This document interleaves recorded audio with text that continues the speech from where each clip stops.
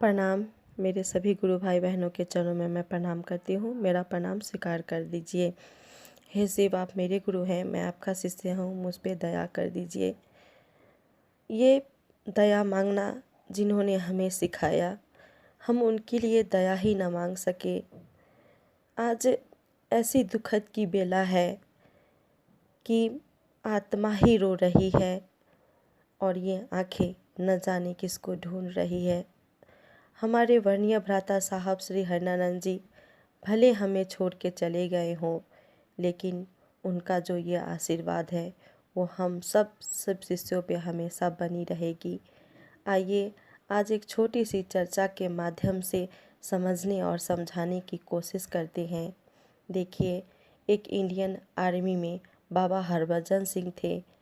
उन्होंने Indian army को join किया था और जब इंडियन आर्मी को ज्वाइन किया जाता है तो एक संकल्प कराया जाता है और जिनकी संकल्प हृदय से होती है वो कभी मरती नहीं हैं।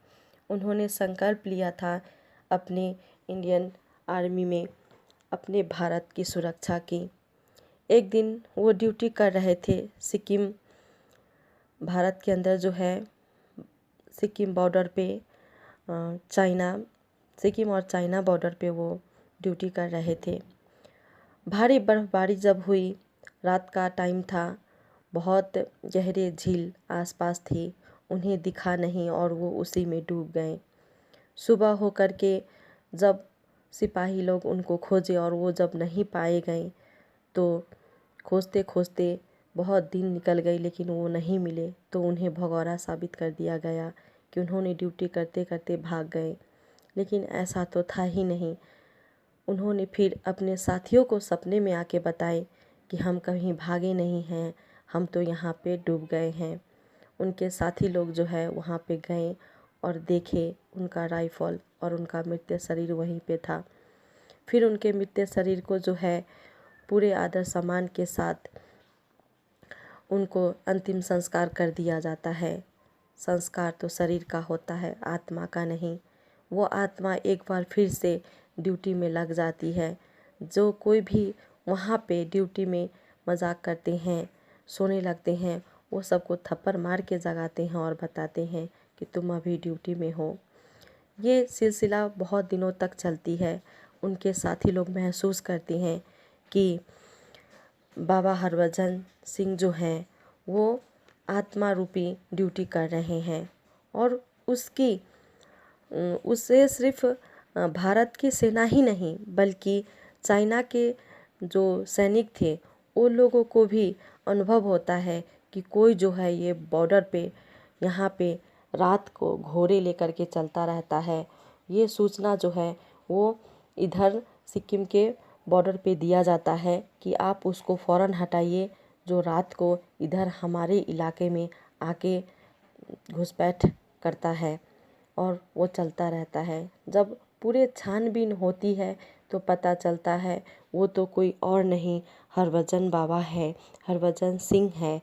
तो उनको सब मानने लगे और उनकी मंदिर बन गई। वो ड्यूटी जाते हैं, उनकी तनख्वाह मिलती है, उनकी छुट्टी होती है, वो सभी सुख सुविधा उनको दिया जाता है। तो आज भी उस बॉर्डर पे वो तैनात रहते हैं और जब भी 2 महीने की छुट्टी में वो जाते हैं तो वहाँ पे हाई अलर्ट हो जाता है। बहुत निगरानी से और भी तगड़े फोर्स के साथ वहाँ पे ड्यूटी लोग करने लगते हैं। तो मेरा कहना यही है कि हमारे वर्णीय भ्राता साहब श्री हरनानंद जी भले ही चले गए हों, लेकिन उनकी जो संकल्प थी जन जन को बताना है, शिव को पत्ते पत्ते में समाहित करना है, वो आज भी वो उनकी संकल्प जो है वो जिंदा है।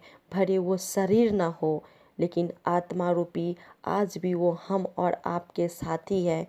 जैसे हमारे दीदी ने वादा किया था कि आप गुरु कार्य जो करेंगे उनके साथ वो हमेशा छाया बन के रहेंगे और आज भी रहते हैं। बहुत सारे गुरु भाई बहन जो है दीदी के अनुभव को बताते हैं। इसी तरह से मैं बस यही कहना चाहती हूँ कि शरीर नाशमान है, आत्मा नहीं। संकल्पित जो आत्मा से की जाती है वो कभी ख़त्म हो ही नहीं सकती। अभी तो शुरुआत है, अभी ख़त्म कैसे हो सकती है मेरे गुरु भाई बहनों। आओ, अभी तो कमर कसने की ज़रूरत है, हमें उड़ान भरने की ज़रूरत है, हमें एक बार फिर शिव की ओर चलने की ज़रूरत है। इसी शुभकामना के साथ आप सभी को प्रणाम।